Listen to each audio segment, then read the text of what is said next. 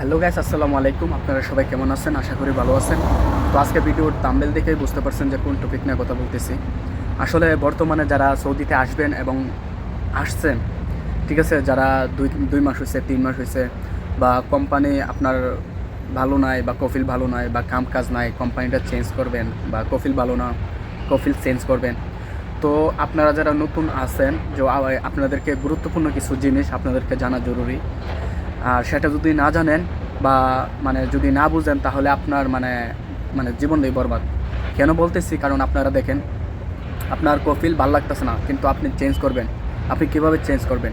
ঠিক আছে, আপনি যে দালাল নিয়ে আসছে, ও দালালকে বলবেন, ও আপনাকে 1 দিন 2 দিন 3 দিন এভাবে ঘুরাইবে, টেকা চাইবে, ইয়ে করবে।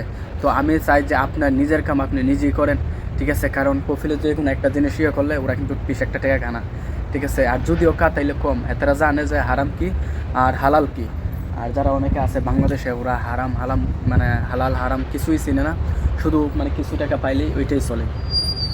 তো আমি আপনাদেরকে বলি যে আপনারা নিজের কাম নিজে করেন, এরকম কিছু একটা নিজে শিখেন বা ইয়ে করেন। দেখেন, নতুন অবস্থায় আপনারা যখন আসবেন, প্রথম সমস্যাটাই হবে আপনার বাসাটা।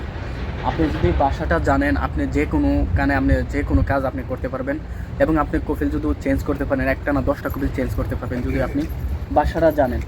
ঠিক আছে, তো একটা না 10টা চেঞ্জ করতে পারবেন যদি আপনি বাসাটা জানেন। এবং আপনি যদি কোনো একটা সমস্যায় পড়েন, বা আপনার এই কামাতে আছেন, আপনি কফিলের সাথে কীভাবে কথা বলবেন যে আমার এই কামা কোথায়, এতদিন হয়েছে আমার এই কামা আসতেছে না কেন, কী সমস্যা, কীভাবে এগুলো কথা আপনি কফিলের সাথে বলবেন। বা ধরেন আপনার কফিলে আপনার কাছে ফোন দেওয়া বললো যে এই তোমার এই কামা নাম্বারটা দাও, বা তোমার ফাস্টফুড নাম্বারটা দাও, বা ফাস্টফুড কফিটা দাও, বা এই কামার কফিটা দাও। অনেক ধরনের অনেক সমস্যা। যখন আপনি ফোনে বা আপনি দেশে যাবেন, ছুটিতে যাবেন দেশেতে, তো আপনি ছুটিতে দেশে গেলে আপনি কফিলের সাথে কীভাবে কথা বলবেন যে আমার ছুটি লাগবে, আমাকে ছুটি দে এত মাসের বা এত মাসে, বাড়িতে এই সমস্যা এই সমস্যা। আপনি আরবিতে কিভাবে বলবেন? কারণ এখন তো সৌদিরা বলতো তো হইব সৌদিকেই, ঠিক আছে। তো আপনি দালালকে বলবেন বা ম্যানেজাররা বলবেন, হ্যাঁ বলবেন। তো এইগুলো বলতে এইভাবে না এভাবে না। যখন আপনি সরাসরি কোনো একটা মালিকের মেন মদিরের সাথে আপনি কথা বলবেন, কিভাবে বলবেন? তো এই বিষয় নিয়ে হচ্ছে আজকে ভিডিও।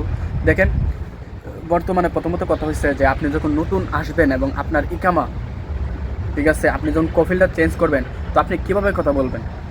ঠিক আছে, কফিলের সাথে দেখেন, ভাষার কিন্তু অনেক রকমের ভাষা আছে।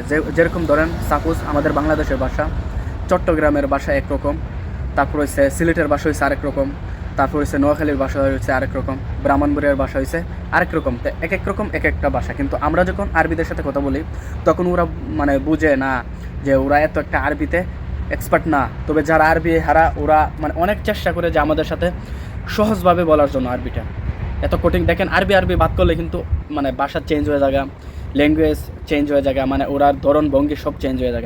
কিন্তু আমাদের সাথে যখন কথা বলে, তখন দেখবেন খুবই স্পষ্টভাবে এবং স্মুথলি এবং দেখেন সহজভাবে ওরা বলে, কারণ আমরা যাতে বুঝতে সুবিধা হয় এই জন্য। তো ধরেন আপনি কফিলটা চেঞ্জ করবেন, ঠিক আছে, বা কামটা আপনি চেঞ্জ করবেন, বা কোম্পানিটা চেঞ্জ করবেন। তো আপনি কি বলবেন যে মুদির আনা লাখাল কোম্পানি, ওকে কাফালা, বা আনা আবগা কাফালা। ওকে, লাখাল পরিবর্তন বা চেঞ্জ। আপনি যখন চেঞ্জ করবেন বা পরিবর্তন করবেন, আবগা আপনার লাগবে, আপনি চান যে আপনি কাফালা হতে, ঠিক আছে।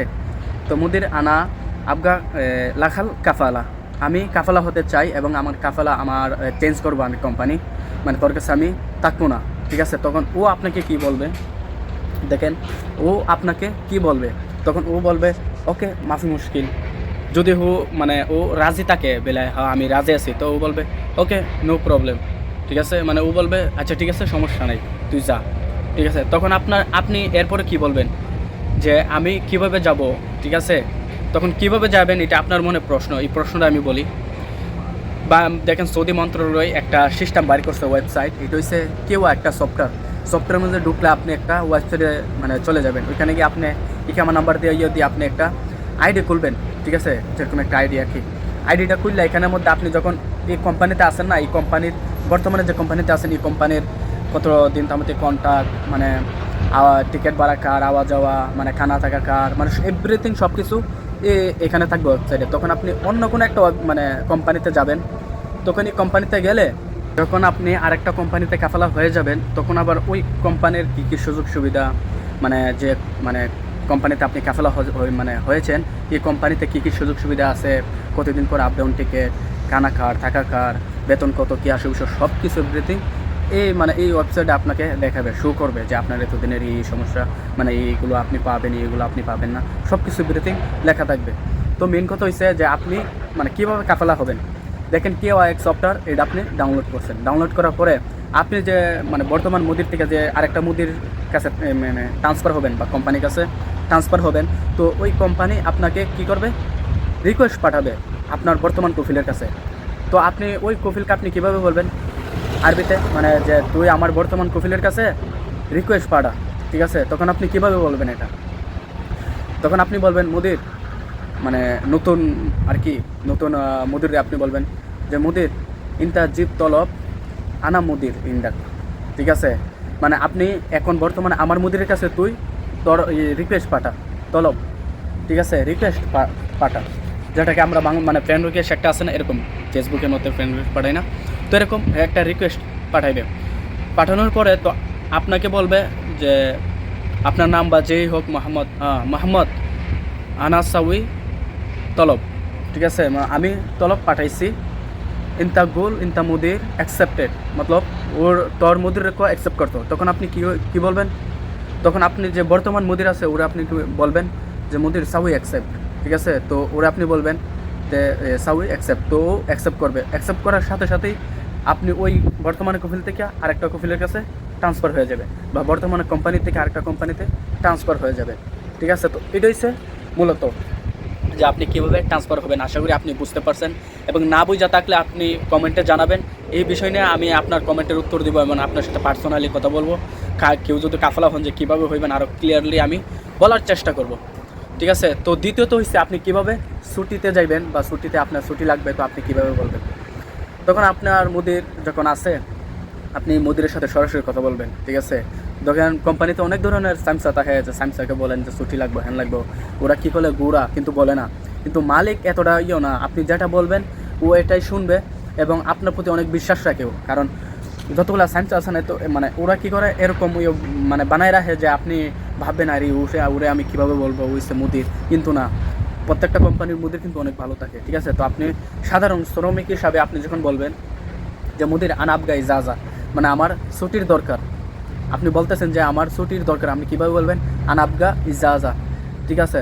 তখন মুদিরে কি বলবে যে আপনার 2 বছর যখন হয়েছে, তখন কন্ট্রাক্টর শেষ, আপনার 2 বছর পরে ছুটিতে আপনি যাবেন, তো আপনি কীভাবে মানে তখন ও কীভাবে বলবো যে ওর যদি কোনো সমস্যা না থাকে, তো ও বলবে ঠিক আছে নো প্রবলেম। তো ও বলবে কি তামাম মাফি মুশকিল, তামাম মানে ঠিক আছে, মাফি মুশকিল মানে কোনো সমস্যা নেই, তুই যাবি। তখন আপনার উত্তরটা কী হবে, তখন আপনি বলবেন যে আমাকে এত দিনের মানে এত মাসের ছুটি লাগবে। তখন আপনি এটা আরবিতে কী বলবেন, ধরেন আমার 2 মাসের ছুটি লাগবে বা আমার 3 মাসের ছুটি লাগবে, তখন আপনি কী বলবেন মুদির আনা আবগা তালাতা শহর ইজাজা, মানে আমার 3 মাসের ছুটি লাগবে, ঠিক আছে। তাহলে আপনার কফিলের জন্য কোনো সমস্যা না থাকে, তাহলে আপনার কফিলে বলবে তামাম মাফি মুশকিল, ঠিক আছে, কোনো সমস্যা নাই। তখন ও বলবে যে ছুটির ব্যবস্থা করে, তো আপনাকে বলবে ঠিক আছে যে তামাম আনাগুল সাওয়া ম্যানেজার বা যে টিকিট কাটে বা যে আন্ডারে সব, মানে এক একটা কোম্পানিতে এক একজনের অফিসের মধ্যে কাম থাকে, কারো কাম থাকে লোক আওয়া যাওয়ার, টিকিট কাটা, ইকামা লাগানি, হ্যান করুন ত্যান করুন, এইসব ধরনের এক একজনের এক একটা কাম থাকে। তো ও আপনাকে কি বলবে যে আচ্ছা ঠিক আছে, আমি ওর সাথে কথা বলে আমি দেখি কবে টিকিট কাটো যা, কত দিনে ছুটি দেওয়া যায়। তখন ও আরবিতে কী বলবে, ও যখন আপনাকে বলবে আরবিতে, যখন আপনি বুঝবেন না যে হ্যাঁ ও কী বললো, তখন আপনি তো মানে বুঝবেন আরে ও কী বললো, কে দিবে কি দিবে না, একটা প্রশ্ন থাকে। দেখেন আমি আরবি জানি না, তখন ও বলতেছে তামা মাফি মুশকিল আনাগুল সাওয়া আহমদ বা মোহাম্মদ হুয়া এশগুল, মানে ও বলতেছে যে আমি ওর সাথে কথা বইলা দেখি যে টিকিট কাটে, যে ও কবে টিকিট কাটবে এবং কাইটা আমাকে জানাবে, তারপর আমি তোরে জানাবো, মানে ও এভাবে বলছে। এখন আপনি যদি এটা না বুঝেন, তাহলে আপনি ভাববেন আরে ওকে আমার ছুটি দিব বলছে নাকি দিবে না বলছে, না কি বললো আমি তো বুঝলাম না, তখন আপনি একটা টেনশনে পড়ে যাবেন, ঠিক আছে। তো এই জন্য আপনার কফিলে কী বলবে তামাম আনা গুল সাওয়া আহমদ হুয়া এশগুল আনা সুফ, মানে আমি যে টিকিট কাটে ওর সাথে আমি কথা বলবো, এবং ও কী বলে আমি দেখি, তারপর তোরে আমি জানাবো, ঠিক আছে। তো এরকম তখন আপনি পরে কি বলবেন, ওকে তামাম মুদির শুক্রান, ঠিক আছে, শুক্রানটা বলবেন ওরে, ঠিক আছে, কারণ আপনি আপনার সাথে ও কথা বলছে বা আপনার মানে সম্বন্ধে আপনাকে জানাবে পরে, তখন আপনি ধন্যবাদ জানাবেন ওরে, তাহলে আপনি কী বলবেন? শুক্রান। তাহলে ও কি ও বলবে কি? আফওয়ান, মানে তোরেও ধন্যবাদ। আমরা কই না থ্যাংক ইউ, ও বলে না থ্যাংক ইউ সো মাচ, তো ও বলে আমরা বলি না থ্যাংক ইউ, তো ওয়েলকাম, এরকম হয় না? তো আমরা যখন বলবো শুক্রান, তো ও বলবে আফওয়ান, মতলব আমরা বলছি ধন্যবাদ, তো ও বলছে তোরেকেও ধন্যবাদ, ঠিক আছে, যে আমার সাথে কথা বলার জন্য, ঠিক আছে। তো এটাই হচ্ছে মূল কথা। এবং কারো যদি কোনো প্রশ্ন থেকে থাকে কমেন্ট বক্সে অবশ্যই জানাবেন, আমি প্রত্যেকটা কমেন্টের উত্তর দিই। আপনারা দেখেন অনেকেই আছে বড় বড় চ্যানেল, ওরা কিন্তু কমেন্ট করেন, দেখেন একটা কমেন্টের উত্তরও নাই। যেরকম আছে বিন মিশাল ইউটিউব চ্যানেল, দেখেন ওর মানে ভিডিওর মধ্যে কতজনে কমেন্ট করে, কিন্তু একটা কমেন্টেরও উত্তর দেয় না, ঠিক আছে। এটা হচ্ছে মানে একটা সমস্যা। দেখেন আমার ভিডিওতে যতজন কমেন্ট করে, আমি প্রত্যেক কমেন্টের উত্তর দেওয়ার চেষ্টা করি, এবং যারা না বুঝে ওদেরকে আমি বোঝানোর চেষ্টা করি। তো এই পর্যন্তই আমার ভিডিও। তো ভালো থাকবেন, সুস্থ থাকবেন, আল্লাহ হাফেজ।